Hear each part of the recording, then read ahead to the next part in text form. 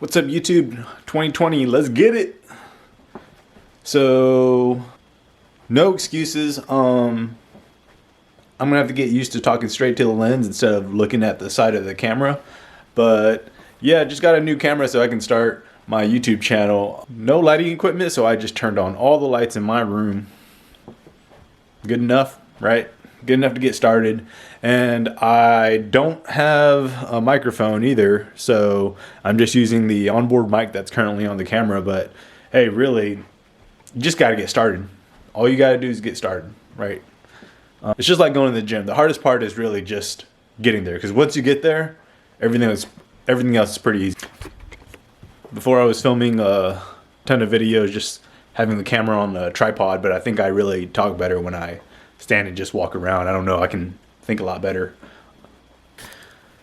But freaking holding this camera with one hand without a GorillaPod or a tripod in general, dude, this thing is heavy. I probably need to hit the gym more this year. But that's not one of my priorities, you know? Us as humans, we don't really multitask that well. So for me, I'm just gonna make it one goal. One goal for me this year. That goal is to get rich, bitch. Well, everyone wants to get rich, but what does that really mean? You really have to just break down your goals, right? You have one big goal that you want to accomplish for the year, and you just split it up. Split that up into your quarters, and then into your months, and into your weeks, and track your progress, right? So this year, I'm going to get back on YouTube and start providing value to some of you folks. Unfortunately, they don't really teach personal finance in school. Like, I never learned about 401k or how to manage my money, retirement funds or rentals, or how to even index funds, or how to even grow your money. I mean, I've heard about all these things, but I never really knew what it was until I started doing research about it on my own. Speaking with a lot of people, like my relatives and friends, none of them really know how to manage their own personal finance. If I ask them about their 401k and what they're invested in, they usually have no idea. Most of the time, it's just a really expensive target fund. They don't know anything about expense ratios or any of that. Why would you not want to know how your money is being invested or spent? Wouldn't you want to know that you're paying another investor like 1%, maybe even 2% sometimes of your money every year, even though you might be losing money during that year, you still have to pay them that 2%. Like, wouldn't you want to know that? I would want to know that. If you're freaking losing me money, like, why would I want to pay you? That's stupid. I could probably get a better return myself. So the good thing about target date funds is it's kind of a set it and forget it, and your portfolio automatically rebalances between like stocks and bonds as you get older. The average expense ratio for a target date fund is usually 0.5%. That might not seem like a lot, but when you can balance your portfolio yourself and find other funds that have the same, the expense ratio is like 0.05 instead of point. That's a huge difference in how much you're paying the fund each year, especially if your portfolio is huge.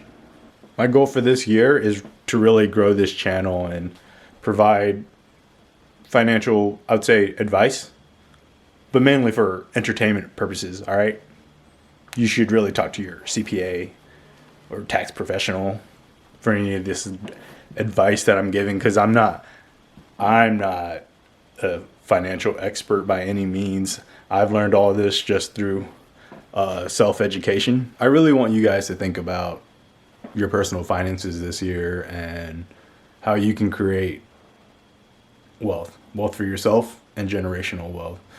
You hear all these people talk about generational wealth, but what does that even mean?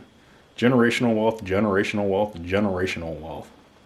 Generational wealth to me is when you have so much money that you're pretty much living off the interest payments and the return that you get each year, right?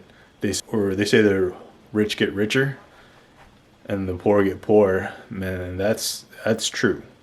That is definitely true. But us as middle class people, like, if we us as middle class people, if we manage our finances right, we can get up there. We might not be the super wealthiest, but let's say you have $2 million saved up and you're getting a typical 7% return. You're getting a 7% return in the financial market each year. 7% of 2 million is like 140K, right? I can live off of that. I mean, people don't even make 140K a year in their typical jobs. So if you made that 140K and you didn't spend all of it in a year, guess what happens? You reinvest that money back into your savings, and all that just compounds, right? And after many years, that just gets bigger and bigger. And as long as you keep your expenses down, and you're never gonna have to work again in your life. And that's my goal, man. I'm not trying to work until I'm 65. That's retirement age for a lot of people, but man, I'm definitely gonna burn out before then. So I'm trying to get my finances right so that I can retire hopefully by 40. That's my goal. All right, that's my goal. So that's a long-term goal, but what's my short-term goal? My short-term goal is pretty much to create another source of income. I have rentals, but only grows so quick, right? I'm seeing a lot of these YouTubers, man. They're just filming themselves. Talking to a camera and then editing some of the pieces out. That's what I'm doing now, man. I'm just filming straight and just editing a few pieces out and just gonna upload this junk on YouTube. I filmed some videos earlier, started doing some editing, and man, that shit was boring as hell. Junk was boring, so I decided that I'm just gonna pick up the camera and start talking and walking around, because I was sitting down, had the camera on the tripod, and dude, as I was editing and putting that junk together, that junk was not entertaining, and people are not going to watch it. That shit's not entertaining. You got to provide some value, and you could provide, whether it's entertainment or whether it's valuable content. For this year, I'm going to try to create another passive source of income, and that's going to be through YouTube. If I've provided any valuable content, please like and subscribe for the algorithm. That's what everyone says, so hopefully that works. Just hit that like button, yo. Let me know in the comments what you want to learn about or what you want to know. I know for me, the biggest thing really when you're first getting started is getting that W-2 income. Getting that W-2 income as high as possible so that you can save enough money and start investing in other things. Rentals definitely take a lot of money to start, but things like YouTube, right? All you gotta do is buy a camera and just start uploading stuff. We're trying to get monetized. We're trying to get monetized this year. 1K subscribers, easy. Should be pretty easy. Should be pretty easy if you guys help me out. Just hit that subscribe button real quick. The other requirement to get monetized is 4,000 hours of watch time. Oh man, I'm gonna be uploading a lot of videos in order to make that happen, but I'm gonna make it happen this year. All right, guys, I'll make it happen this year. I promise. Enough talking for today. You guys know my goals for this year. What are your goals? Let me know in the description below what your goals are for this year, and honestly, put that junk on social media so that you can be accountable.